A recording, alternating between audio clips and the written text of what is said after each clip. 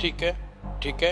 एक अभी मुखबरी मिली है कि एक नामी ग्रामी मुकामी होटल से एक अपाहिज आदमी और एक डीलर है, वो बजाते खुद मंशियात फरोश है, कुछ अद्वियात लेकर निकल रहा है। वो क्या लेकर निकल रहा है, आइए उसका तक़्क़ुब करते हैं। ये व्हील चेयर के ऊपर शराब लेके जा रहा है, वो भागे, वो देखिए वो भागे नाज़रीन, ये देखें यार मेरी साइड से सही लात खराब है, मैं कितने जाना।